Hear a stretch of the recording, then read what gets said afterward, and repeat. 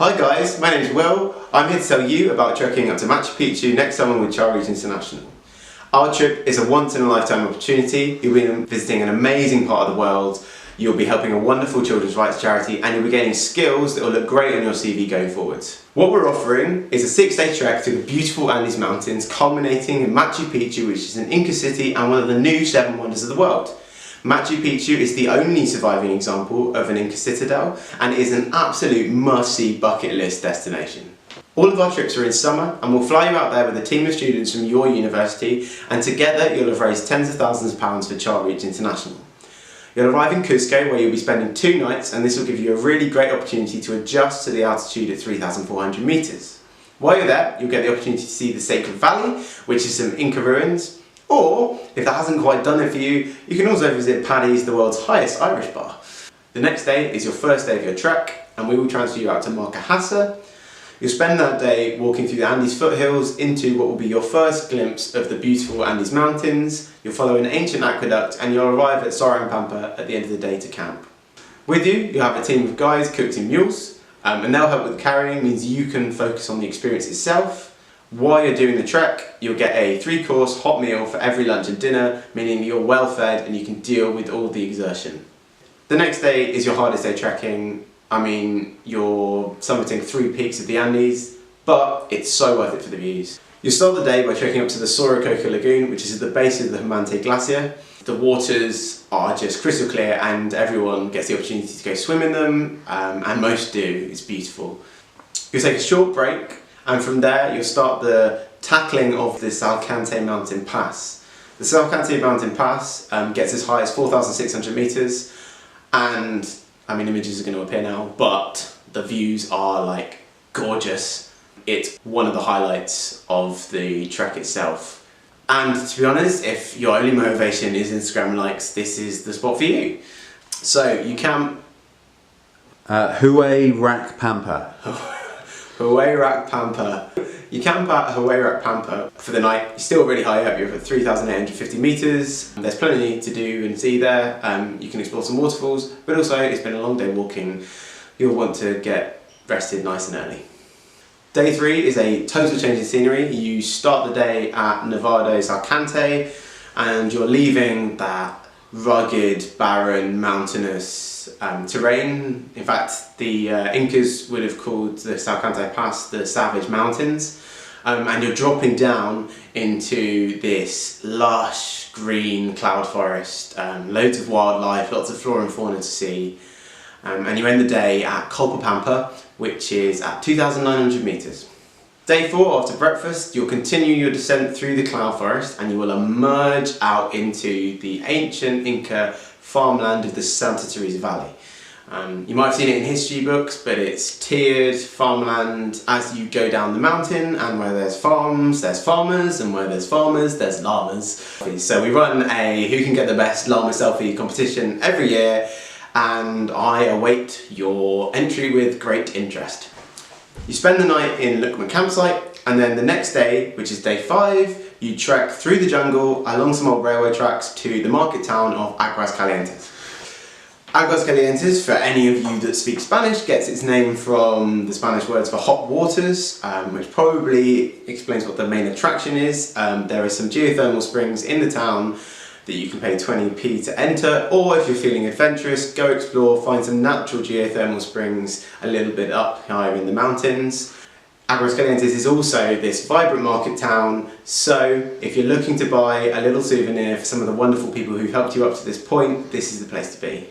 We get you to bed nice and early because we'll be getting you up bright and early, 1 AM in fact, which is a little bit groggy, but you get your breakfast in you get wrapped up warm, head torch on, and then you're walking up some steep steps to Machu Picchu under the stars. Which is really interesting because actually Machu Picchu wasn't just built as a fortress, it was built as an observatory, as the Incas were completely fascinated by the night sky. Which is why you arrive at the sun gate at 6 AM as the sun rises over Machu Picchu itself. I think for most people, this is the moment that you don't want to end. It's a photo you've seen a million times, but to actually be there, you just want it to stretch out forever. This is the bit where you explore Machu Picchu, We provide you with a guided tour. There's so much to see, you won't see it all, but you have 5 hours, which means you'll be heading back down at 11 at the latest, and then you'll get a train from Aguascalientes back down to Cusco, and you'll be there by early afternoon. I guess the last thing you'll do is your guides will join you, and you'll have a big celebratory meal in Cusco itself at one of the restaurants, which is just a really great opportunity to celebrate what has been a really wonderful experience and a good 6 days of trekking. If I'm completely honest, at this point a lot of our participants would be more than happy to just head home. But because you are in a completely beautiful part of the world, aka Peru, we allow you 6 days to go explore. And the two things our travellers often do are they visit either Huacachina, which is this city by an oasis in the sand dunes, or they head out to Lake Titicaca, which is this enormous 8,000 square kilometre lake which spans 3 countries. There's a couple of things that you can get up to at Lake Titicaca. You can hang out in Puno, which is this really old colonial city. Lots of culture to see there, or you can get a boat out. Fun facts about Lake Titicaca: it's the highest navigable lake in the world, and also it has these amazing floating islands that people have been living on for hundreds of years that you can visit. The other thing people do is they visit Huacachina, which is much more chilled out. As I said, it's this city in the middle of the Peruvian desert.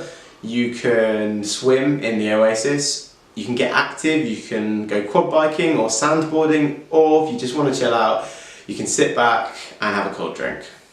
A little bit of housekeeping now. So, because you're working with Childreach International, the vast majority of your costs are actually covered in your fundraising, which means you get this amazing 15-day, once-in-a-lifetime adventure for only £345, or you can pay £195 now and £195 later, and that covers all of your registration.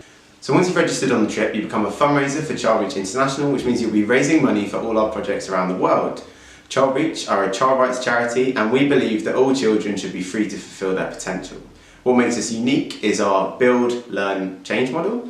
And what this means is we're building relationships with communities and community leaders. We're learning from those relationships, and that means that they set our parameters for success. And then we change things that wouldn't necessarily be obvious from the UK. And this means everything that we do is highly effective, pretty sustainable, and communities really buy into the changes that we're making.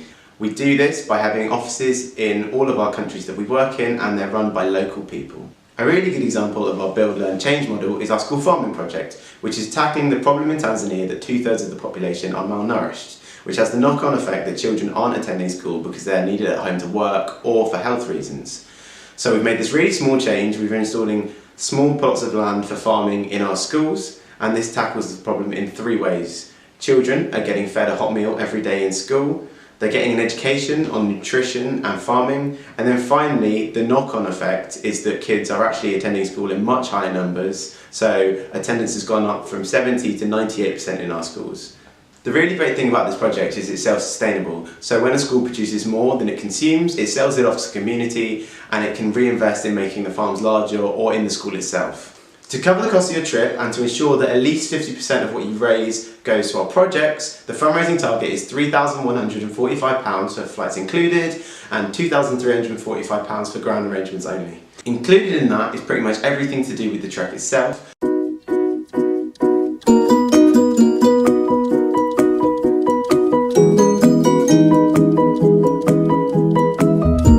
But also you get the support of our award-winning fundraising team. Our approach to fundraising is unique. We have regional officers, which means that we can ensure that we get as much one-to-one time with you as possible. And we also have a hugely extensive online resource, which means our regional officers can find the idea that suits you best, and we can also take your ideas and make sure we're getting the most out of them. And between our team of 6, we have over 15 years of fundraising experience together. So, just to fire off a few ideas, you could do public collections. Bucket collecting is a bit of an art, but you can get a lot of money out of it. But let's be more fun than that. You could do a pub quiz, you could run a big event, treat it like a club night in a local restaurant. You could do a dare or something stupid. We've had a guy stand outside his student union with a fish and a sign that says £5 to slap me with this fish, and raised over £500. So I did a kind of dare, I did a sponsored silence, except it wasn't just a day. I said that for every £15 that everyone donated, I would be silent for another hour, and raised over £900 and was silent for nearly 3 days. Some of the things that we actually sort for you is we send you free prize draw tickets, recommended donation £3, the prizes are an HD TV and a £400 GoPro. You could sell 200 of them and that's an easy £600 in the bag. And then the other thing we do is with our online resources we have template sponsorship letters. You send them off to 60, 70 businesses. You could easily make 500 to £1,000 if someone's using their CSR budget. We know £3,145 looks like a big number, but also think how impressive that'll look on your CV. Any employer is going to look at that and think, how on earth have they done that? But actually the reality is we've helped you every step of the way. We understand that there isn't a one-size-fits-all way of getting people to their fundraising target, but we've already sent away over 8,000 students, and that kind of demonstrates that we are quite good at this, and those students have raised their full amount. To be honest, we want to give you an experience of a lifetime, and what we'd love to do is get you from watching this video to the top of Machu Picchu next summer. Thanks for watching. Bye bye.